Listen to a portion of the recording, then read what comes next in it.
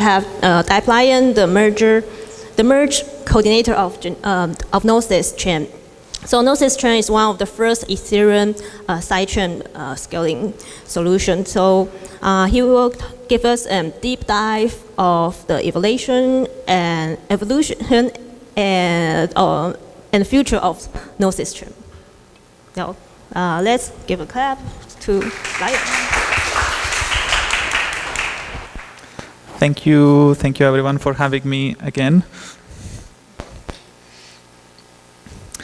Awesome, thanks for the intro. So I'm Dapplion, the fork coordinator of Gnosis chain. I just make sure that all the chain upgrades are done safely and that we're moving in the direction that we want. And today I'm just gonna talk a bit about the chain history, where are we coming from, where are we going, and what makes Gnosis different and special, but unique. So Gnosis chain came from ETHTaipei. I think many of you would be familiar. It's a quite old and historic chain of Ethereum that was launched with the original purpose of having a native token that was stable. It was done with partnership with MakerDAO. That's where it got the name. The key characteristic here is that the native token is DAI. So the next year, the network transitioned from POA, Aura, parity style of consensus, where the consensus set was closed, into a more permissionless style of governance with PostDAO. Then in 2021, Gnosis proposed to do the merger. Here I'm going to use fusion because we have done quite a bit of merge. And then on 2022, the Beacon chain was launched with the goal of eventually transitioning from PostDAO to a fully proof-of-stake permission system. And finally, in 2022, we did the merge. Now, Gnosis chain and Gnosis Beacon chain are the same thing. It's a fully permissionless proof-of-stake chain that mirrors the architecture of Ethereum. So just to give you some numbers, on the execution side, the network picked up significant interest during the last bull market, 2021, 2022. We had like 300K transactions per day with applications like POAP, Dark Forest, Azuro, Circles, Giveth, OneHive, and many more. And then on consensus, we've had a steady rise of keys, of course, because withdrawals are not possible, so this line can only go up. And now we are at about 120K keys. And there has been a strong emphasis on solo validators. Gnosis runs some unique programs where they directly incentivized home stakers to buy their own hardware with projects like Tabnode, which was really cool and definitely had quite a bit of success.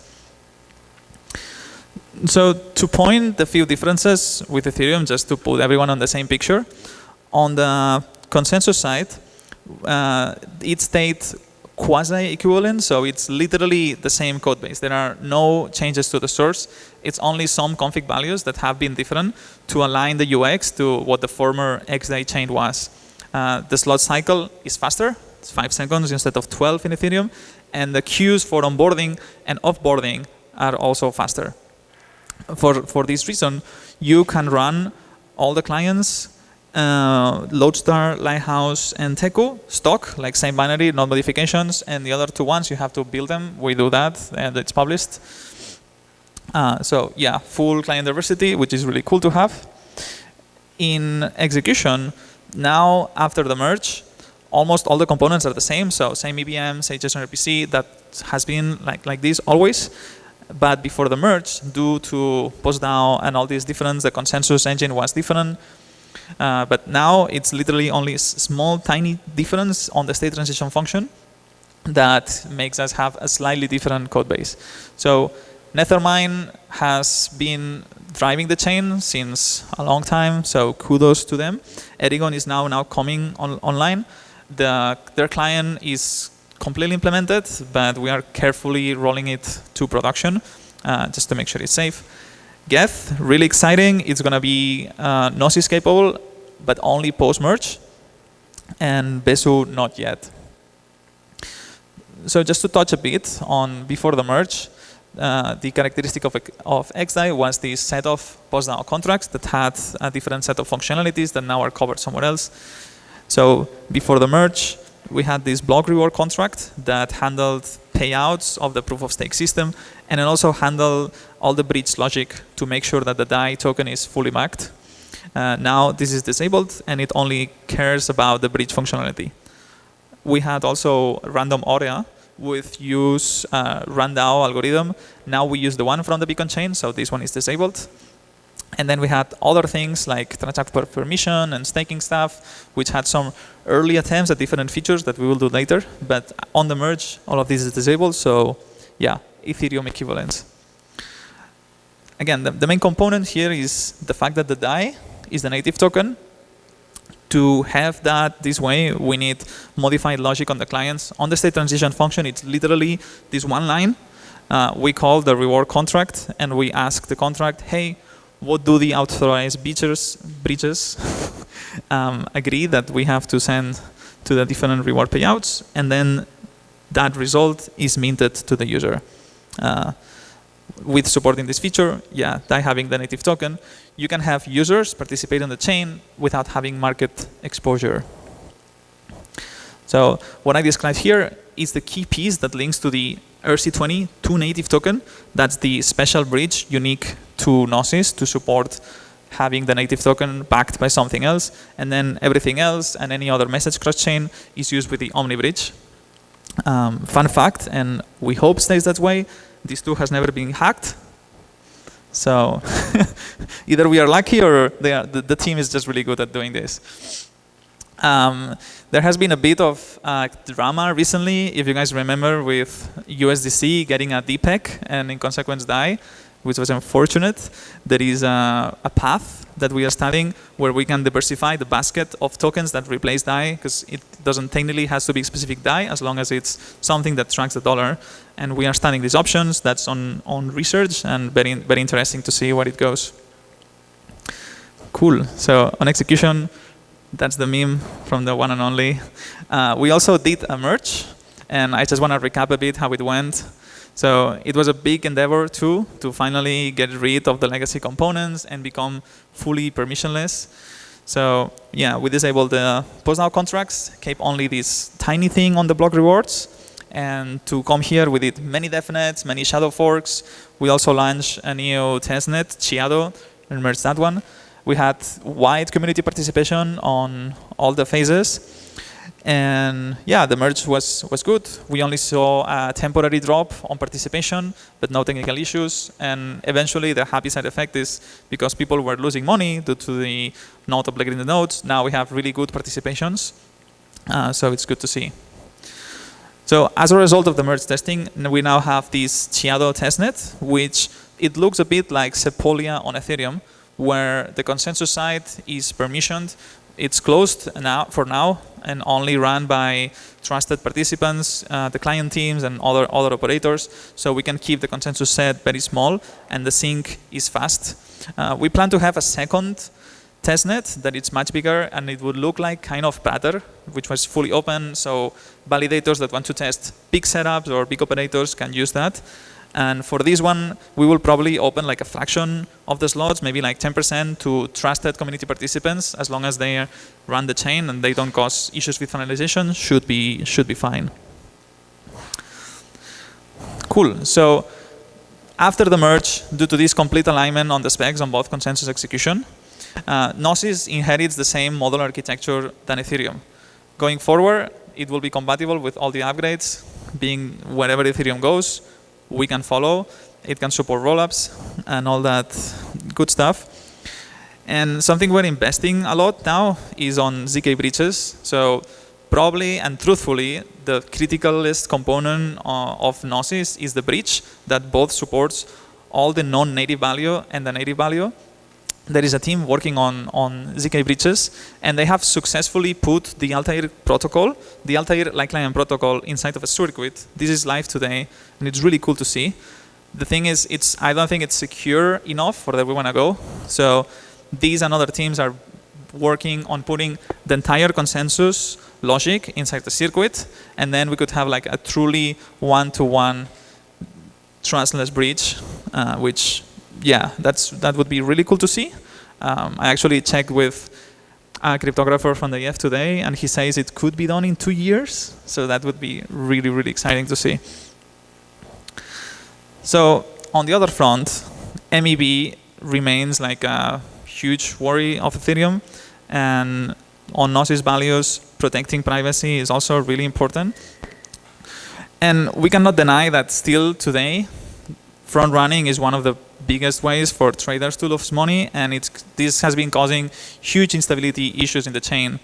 We even saw a very new type of arbitrage a couple weeks ago, where as a validator proposed an equivocation on purpose to steal MEV, and that's a really worrying trend that we don't understand all the unexpected outcomes that this can provide. So I think it's important that we invest on that front, and we can do something at the L1 layer itself. And the main effort that we are taking right now is the shatterized beacon chain. That essentially means that you will be forcing proposers to commit to a list without knowing the content of that list, via encrypting the transactions with a DKG ceremony where the key is available later for them to decrypt. Like, the specifics are still on heavy research. This has similarities to both account abstraction and inclusion lists, but it's a very promising option that, yeah, we're looking into it. And just to start, there is a B0 version that we are looking to kind of start to roll out this infrastructure in a way that's still not secure, because it doesn't have slashing conditions. It's completely opt-in and off protocol, but kind of how it will work is users that want to do any action on chain, they will submit this transaction to an RPC that will encrypt the transaction on this behalf, so there is a trusted link. And then these transactions are submitted to a contract where then validators that opt in build from that transaction list. And again, this is an incomplete solution. This is what we want to do eventually, but this will give some information of how these interact and have some buying from the community, and hopefully have enough push for this to become a reality. And the last point that I want to touch is, because Gnosis inherits the Ethereum architecture, it is vulnerable to gas price fluctuations. Like right now, transacting on Gnosis is pretty cheap, but if the network gets adoption, then it will become as expensive as Ethereum, as any other chain, and this happens everywhere. So there is this fascinating initiative of reserving block space to stakers. And like the idea is, if you are an app that is heavily involved and interested in Gnosis, say POAP, you can stake, and then you are given a specific fraction of block space, and that would mean that either the base fee is not charged or it's fully refunded to some set of conditions that you give to the chain. And I think this would be a pretty nice game changer going into the next bull run. So yeah, if you want to find more, we have great docs, great community. Please run a node. It's very accessible. We'll be more than happy to help you. We have download packages and everything. So yeah, thank you so much for your attention.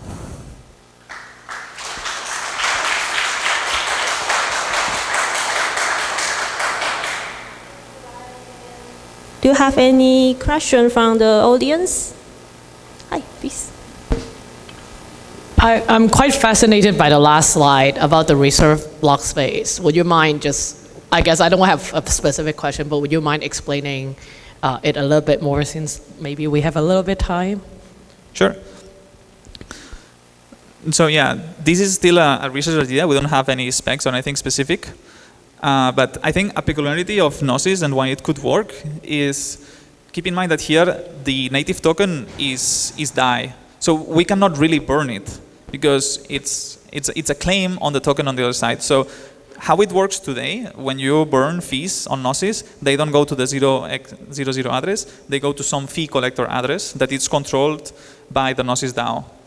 So it would be possible to route some of these funds according to a set of logic back to the users, or even not charge it at all, but that would involve changing a bit of the protocol. So it doesn't hurt the security guarantees of the network.